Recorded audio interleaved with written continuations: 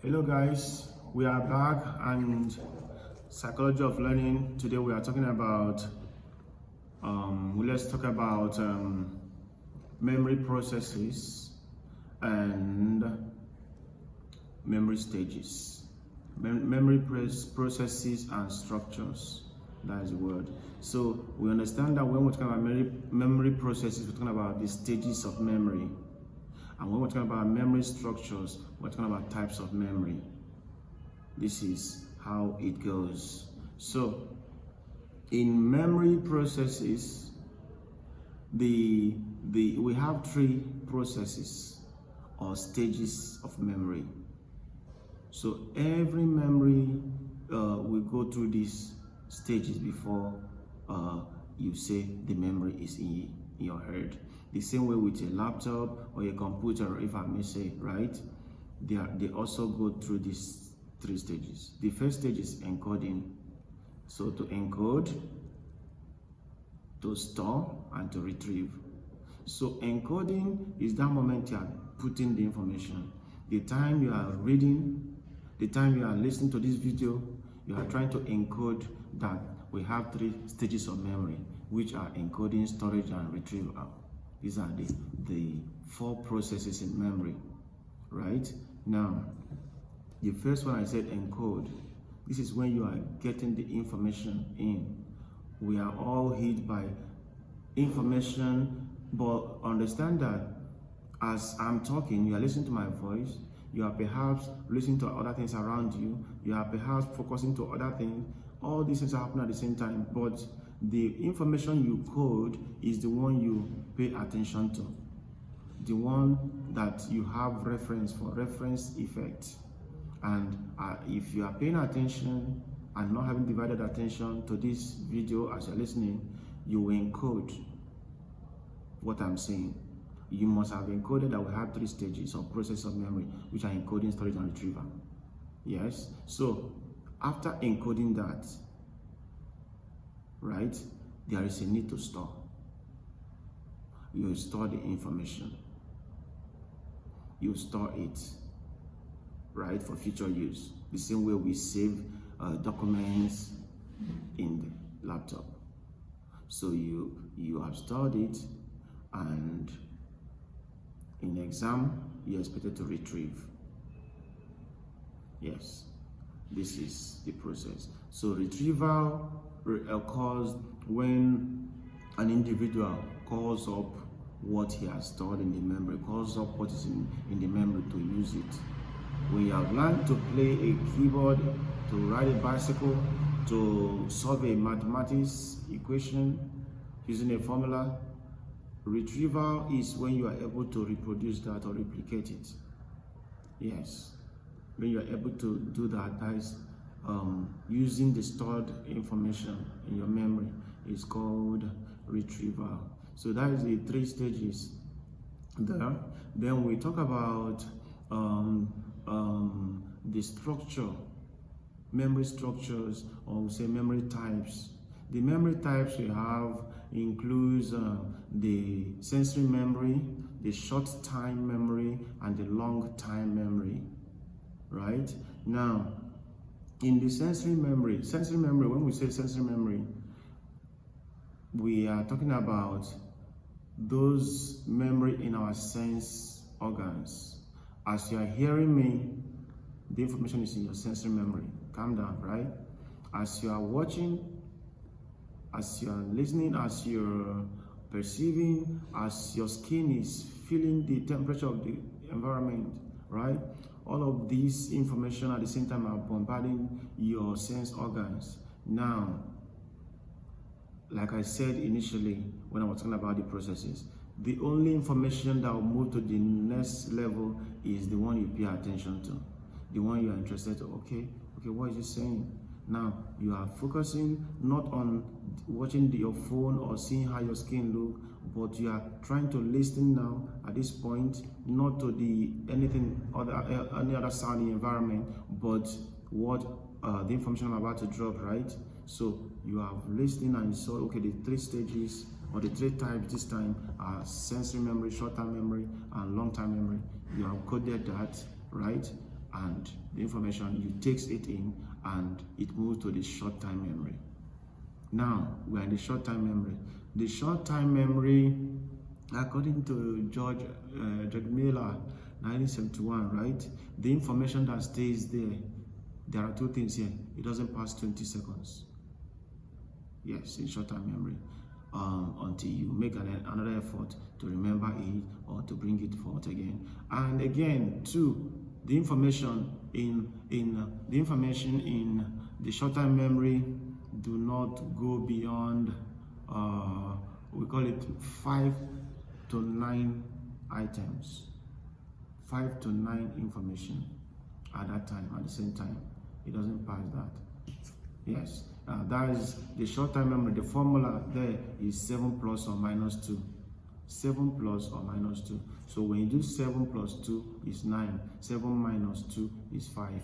So from 5 to 9 are the information that will be contained in your short-term memory at the same time. And you don't take care of it, it doesn't pass 20 seconds. For example, you give an example when I start mentioning words like maybe items like man, goat, phone, father, ruler, education, book, mango, sitting, eating, resting, pink, yellow, bus, vehicle, going, walking, jumping, slapping, and just that at that point now, right?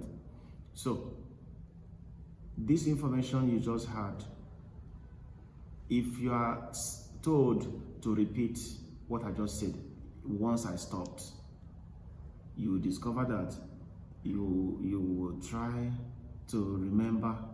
The formula says at most is 9, and most, the least you will see person getting 5, like I called father, I called pink, I called yellow, I called walking, I called jumping. At least I'm the one that called it right. So I'll be able, I called, wait, I'm in number 5 now, right? I called mango, I called teacher, no. Education, yes, I called it, I called book, this 9, I should be able to get more than this. At least I'm going to call it now. I've gotten 9. I didn't call girl. I think I called slap. All of those, right? So you can practice it by yourself or call somebody you practice it with person, right? So the person writes down about 15 words and then the person calls all of them, and once the person stops, you are expected to start. Although you understand that there are some things that enhance memory, when you remember the thing we talked about, the conditions, when we say activity of interest, motivation, there are some sensitive words. If I have mentioned the word like sex, right, you will hardly forget that. If I mention a word like father, maybe you have this warm relationship with your father, I'm sure you'll not forget that. If you're having in mind to call your father later, after you listen to this, right, I'm sure you'll not forget that one. If you're having good time or bad time with your education or books, these are words that you may not forget, but you understand that they will help you maybe get more than 9, right? So, but on a equal level, right, once these words are called out before 20 seconds, after 20 seconds, you will not find them. And the only way you find them is now that rehearsal, that revision. Okay, he called this. Okay, let me repeat them. You try to remember them. You try to write them down. You try to replay the video, right? So, what am I saying in short-term memory? 7 plus or minus 2 is the formula, stating that only 5 to 9 items stays here, and the information here is harbored around 20 seconds.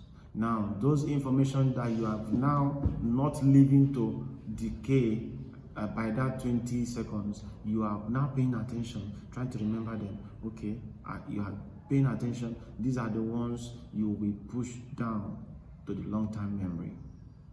These are the ones you will take down into your long-term memory for future use. These are the place we store. And the process of taking information from short-term to long-term memory is called consolidation. Yes, you consolidate it down there. So, what if you have an information in the long-time memory, and I don't think this is the right formula. Okay, you were having 7 plus or minus, minus quadratic equation, minus b plus or minus square root of b squared minus 4ac all over 2a. What if you have been doing all over 3a? You were thinking it's 3a, and this formula has been in your brain for long, in the long-time memory for a long time, right? What if you are corrected? The process of correcting that 3a to 2a is what we call reconstruction. You reconstruct your information, right? The knowledge you had before, the memory. That is reconstruction. Now, the process of bringing that information from the long time back to your short time memory is what we call retrieval. You have learned everything, giving your time to every video in this channel, and I've learned everything from sensory to your ear, that is from your ear, right, to the short time, to you memorizing and trying to remember and understanding, and now down into your long-time memory. Whoa. Then exam time. You enter the exam, and the first question, what are the types of memory and what are the stages of memory? It will take you to retrieve them back to the short time to write. So that moment you are writing, the short time memory, like this information I'm giving you now, they are in my short time because I'm bringing them from a long time. They are there, so I'm bringing them here and I'm using it. That's why I'm saying them. That's how you're going to write them, because the short time memory, another name for short time memory is working memory. Working memory. Yes. So this is it, and this is that. To add in this video, I'm going to talk about how we measure memory or learning. How we measure learning. How do we measure learning? There are many ways learning are measured. The amount of learning somebody has taken, there are many ways, and you guys know the one called graduate results, GRE, a graduate record examination, right? It's a big exam. We have TOEFL, test of English, TOEFL, yeah, test of English fluency, exactly. Test of fluency in English language, TOEFL, test of fluency in English language, that's TOEFL. Then we have IELTS, IELT, International English Language Test. You see, all these are massive stuff, right? So, but they are only measuring your English language, your proficiency in English language, right? Which will also be measured in the university here. You will do some courses to test that. Now, for you getting admission, you are given some what we call the aptitude test post UTME, right? So if it is written, the aptitude test come to test your ability of being able to be taught, your level of intelligence, measure if you are having the characteristics that can be taught and what university students are being taught, if you have the capacity to learn those things, not to even check what you have or the quantity of your memory or learning. The one that check your learning and measure that directly is the exams you are giving in school, academic exams. And in every semester you are giving exams. These are to measure your learning. You see some having the A's or the B's, although some of them it's not that these are what they got, right? Some did better, but other factors. So you see that learning do not only measure your memory and your intelligence, but also your resistance and everything. So In measurement of learning, we use these scales, exams, we use this. Even if you want to work, they'll check your CV, they'll check your certificates. These are ways to measure learning. See first class, see second class, see all those things, right? And now, in psychology, I'll add this particular part. There are measurement of learning. Tests, topography, that is, I call it test, TESS. 4 ways you know how proficient somebody is in a particular learning that he has learned. One is topography. If I want to measure how good you are in an environment, it has to do with how easy you can navigate that environment. That is measurement by topography. Error measurement. To measure your learning, then we need to check the numbers you failed. Yes, the amount of error or mistakes you were making, right? If I'm saying or doing this video and like some of my friends has complained already, I am doing a lot of you know, obviously I'm trying to remember something, right? So, but you discover that some topics I'm very good with, you understand that okay, I'm still doing the same. Yeah, you still have to show my vocabulary. Perhaps it's very limited, right? So you see that the level of mistakes I make or you make in expressing a behavior could show your proficiency or how far. We could use it to measure your learning. When you are doing presentation and you are doing and you are trying to remember, you are not proficient, you didn't prepare well. Then we have speed measurement. Measurement by speed is when you are able to finish something fast. If you see somebody good with bicycle, with keyboard, you see how they run their hands on those instruments, right?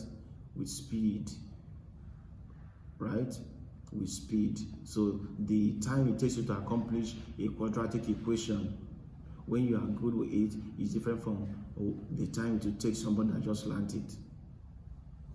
That is measurement of memory or learning through speed measurement. Yeah, the last one is strength measurement. Yeah, when you see somebody that is proficient with something again, they will exert less strength with ease. But the person that is still practicing and all of those things, and still you understand that enough, a greater amount of energy or strength will be exerted or will be needed to execute that task. So this is how it goes. That's why you see a lot of people doing their passion and doing their work with ease, and that stuff is very easy, but you wouldn't know. When you watch things like this car race, you see a lot of things happening there, and how they do not only with speed but with ease. But of course, you always be told, don't try this at home, right? Yeah, gladly we can't try that at home. Okay, so in this video we have touched the processes of memory, as I also call it stages of memory, which are encoding, storage, and retrieval. And we also taught the 3 types of structures of memory, which are the sensory memory, the short-term memory, and the long-term memory. And I also emphasized on how we measure learning, which we checked a lot of others, but majorly I talked about topography, measurement by topography, measurement by error measure, or strength measure, or speed measurement. Yeah, measurement by speed and strength. So please do well to subscribe to our channel. We wouldn't stop saying that, right? See you in the next video. Thank you.